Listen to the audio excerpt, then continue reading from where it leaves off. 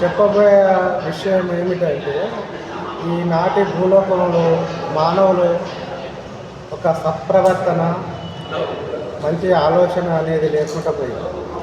అంత దుర్వ్యసనాలకు అలవాటు పడి విచ్చలవిడిగా డబ్బులు ఖర్చు పెట్టడం, ఇక అది దాంట్లో బెట్టింగ్లో పోతే ఏం ఎక్కువ డబ్బులు వస్తాయేమని ఇంకా వేరే వేరే రూట్లలో ఆశపడి ఎంతో మంది అమాయకులు ఆ డబ్బు ఆశ కొరకు వాళ్ళ డబ్బుని, వాళ్ళ యొక్క ఉన్న ఆస్తిని, ఆఖరికి భార్య మీద సొమ్ముతో సహా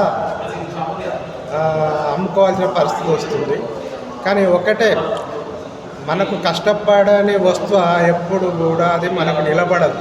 ఎవడో ఏదో ఆశ చెప్పి ఏదో చేస్తాడు, మనకు ఏకదమ్ డెవలప్ కావాలి, లక్షాధికారులు కావాలి, కోటీశ్వరు కావాలి అనటం అది భ్రమ. ఆ యొక్క స్వార్థపరులు కొంతమంది ఏం చేస్తున్నారంటే, కొంతమంది అమాయకులను డబ్బు కొరకు బాధపడే వాళ్ళను, డబ్బు కొరకు ఆశపడే వాళ్ళను ఇదే విధంగా యాప్లలో బెట్టింగ్ యాప్ అని, ఆ యాప్ అని, ఈ యాప్ అని వాళ్ళకు నమ్మించి మోసం చేస్తున్నారు.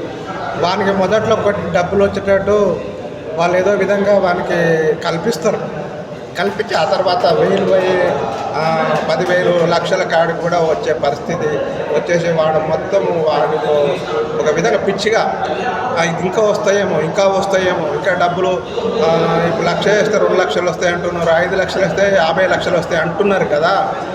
దానిని బట్టి ఎంతోమంది అమాయకులు ఈ విధంగా లోబడిపోతున్నారు, ఈ విధంగా మోసపోతున్నారు. కానీ నేను చెప్పబోయేది ఏంటంటే, భూలోకంలో మానవులంతా వికృతమైన చేష్టలు, ప్రతి ఒక్క మనిషి ధర్మము, నీతి, నిజాయితీ మర్చిపోయారు. ఒకటే ఏంటంటే, మనం చేసిన పాపం కానీ పుణ్యం కానీ మనం వదిలిపెట్టదు. అదేవిధంగా ఒక సామెతగా నేను ఒకటి చెప్తా. ఒక తల్లి కొడుకు, తండ్రి చనిపోయాడు. అయితే కొడుకు రామేశ్వరం పోవాలని ఒక కోరిక పుట్టేసి సికింద్రాబాద్కి వచ్చి ఆ రామేశ్వరం పోనీకి ట్రైన్కి రిజర్వేషన్ చేయించుకున్నంత వరకు వాళ్ళ అమ్మకు తెలియదు. పోయినాడు మాత్రము వాళ్ళ అమ్మకు చెప్పేసి, అమ్మ నేను రామేశ్వరం పోతున్నా, నన్ను ఆశీర్వదించని అమ్మ పాదాల మీద పడ్డాడు ఆయన, ఆ కొడుకు. అప్పుడు తల్లి ఏమని ఆశీర్వదించిందంటే, ఏ తల్లి అయినా చల్లగా పోయిరా, దైవ దర్శనం మంచిగా దొరకాల బిడ్డ అని ఆశీర్వదిస్తుంది. కానీ ఆ తల్లి ఏం చేసిందంటే, ఎప్పటికీ నిన్ను వదిలిపెట్టదు బిడ్డ అని అన్నది. అంతే, ఎప్పటికీ నిన్ను వదిలిపెట్టదు బిడ్డ అని అన్నది. అంటే ఆ మాట కొడుకు అర్థం కాలేదు. మా అమ్మ ఏంటి ఇలాంటి ఆశీర్వదించింది, ఏ తల్లి అయినా కానీ చల్లగా పోయి రాలే, దైవ దర్శనం మంచిగా రావాలి, క్షేమంగా పోయి రా, లాభంగా రా బిడ్డ అని అంటది. కానీ మా అమ్మ ఎప్పటికీ నిన్ను వదిలిపెట్టదు బిడ్డ అని ఎందుకన్నదో అర్థం కాలేదు. ఏదో విధంగా అమ్మ ముఖం చూసిండు, సప్పుడేక మన సికింద్రాబాద్కి వచ్చేసిండు. ఆ రామేశ్వరం పోయే ట్రైన్ ఎక్కి ట్రైన్లో కూర్చున్నాడు. ట్రైన్లో కూర్చున్నాక పక్కపడి సీట్లో కూర్చున్న వాళ్ళందరినీ కూడా, అయ్యా ఇట్లా సంగతి, నేను ఇట్లా బయలుదేరే ముందు రామేశ్వరం పోతున్న అమ్మ అని మా అమ్మని అడిగితే, మా అమ్మ ఏమన్నదంటే, ఎప్పటికి వదిలిపెట్టదు బిడ్డ అని అన్నది. అంతే. ఇదేం ఆశీర్వాదం నాకేం అర్థం కాలేదు. మా అమ్మని కూడా నేనేం రివర్స్ మాట్లాడలేదు, అడగలేదు కూడా, బదులు మాట్లాడలేదు. కానీ చెప్పండి, దీనికి అర్థమేందో నాకు అర్థం అవ్వట్లేదు ఇప్పటి వరకు కూడా. దీని అర్థం తెలిసిన వాళ్ళు మీరు వాళ్ళని ఉంటే చెప్పండి అంటే, వాళ్ళు కూడా ఎవరు చెప్పట్లేకుండా అందరు తెల్లముఖం వేశారు. అయినా సరే మొత్తం మీద ఆ ట్రైన్లో రామేశ్వరం పోయాను. రామేశ్వరం దిగినాక రామేశ్వరం మళ్ళీ ఆ దర్శనానికి క్యూ లైన్లో వస్తూ కూడా నా పక్కపంటి ఎన్నుకున్న వాళ్ళని కూడా ఇదే ప్రశ్న వేశాను. అయ్యా నేను ఇట్లా సంగతి, ఇట్లా నేను బయలుదేరే ముందు మా అమ్మని ఆశీర్వాదం కోరితే మా అమ్మ ఏమన్నదంటే, ఎప్పటికీ నిన్ను వదిలిపెట్టదు బిడ్డ అని అన్నది. కానీ మరి మా తల్లి ఎందుకన్నదో దాంట్లో అర్థమేమో నాకు ఇంకా అర్థం అవ్వట్లేదు అని నేను ఎంతోమందిని అడుగుతున్నాను. కానీ మీకు ఎవరైనా తెలిస్తే చెప్పండి అని ఆ యొక్క పక్కపంటి ఉన్న వాళ్ళ లైన్లో ఉన్న వాళ్ళని అడిగాడు. అంటే వాళ్ళు కూడా మాకేం తెలియదని అన్నారు. సరేలే, ఏదో విధంగా మొత్తం మీద రాముని దర్శనం అయిపోయింది. కానీ మనసంతా రాముని దర్శనం అయిపోయింది, మంచిగానే, అంత సంతోషమే. కానీ తన తల్లి అన్న మాటలే తనకు మానసిక వేద, మనసులో ఎంతో బాధ కలిగిస్తున్నాయి. మా అమ్మ ఏంటి, మా అమ్మ నన్ను ఎంతో ప్రేమగా టైంకి తినమంటది, మంచిగా టైంకి నిద్రపోమంటది, మంచిగా పని చేసుకో బిడ్డ అంటది. కానీ ఈ రామదర్శనానికి నేను పోతున్నా అంటే మా అమ్మ ఎప్పటికీ నేను వదిలిపెట్టదు బిడ్డ అని అన్న మాటే అతన్ని తొలుస్తున్నది మనసులో.